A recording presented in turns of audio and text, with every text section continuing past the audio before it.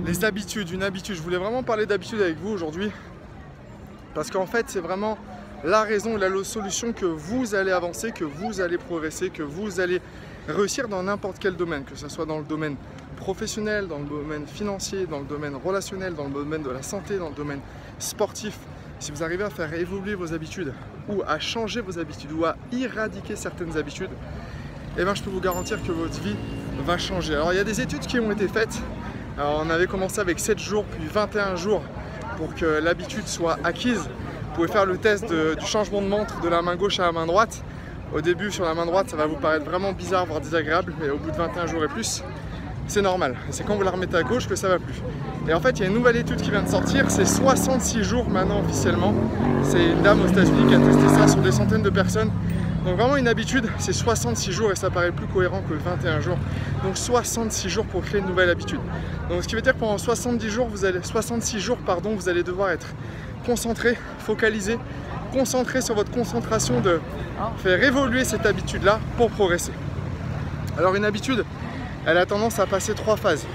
La première phase au début, c'est vraiment désagréable. J'ai envie de dire que c'est vraiment du poison. Donc imaginez-vous en train de boire de la javel par exemple.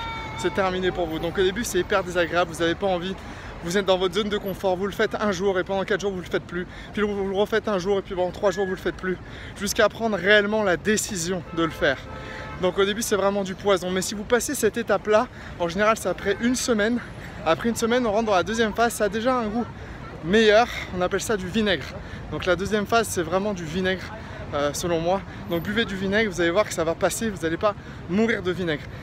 C'est désagréable, mais vous commencez à prendre le prix, à prendre cette habitude-là. J'arrête de fumer, j'arrête le fromage, j'arrête le sucre. Je fais du sport une fois de plus par semaine, ou j'en fais au moins une fois par semaine.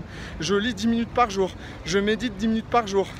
Je dis je t'aime à ma femme et à mes enfants, ou à un ami, ou à mes parents. Bref, c'est du vinaigre, mais ça commence à se rôder en fait. Et la troisième phase, c'est la meilleure, c'est du miel. Vraiment du miel qui sort de la ruche, du pur jus, du pur sang au niveau du miel.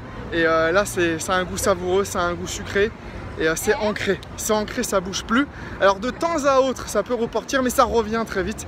On est des êtres humains. Si pendant une semaine il y a eu quelques écarts, ce qu'il faut c'est tout de suite retrouver cette bonne habitude parce que c'est votre nouvelle habitude. Là on n'est plus dans le changement, vous avez progressé là. Donc voilà, retenez ces 3 éléments, plus le 4e, 66 jours pour avoir de nouvelles habitudes. Au départ, c'est du poison, ensuite du vinaigre, ensuite du miel. À bon entendeur, je vous souhaite une excellente soirée et à très bientôt pour une nouvelle vidéo.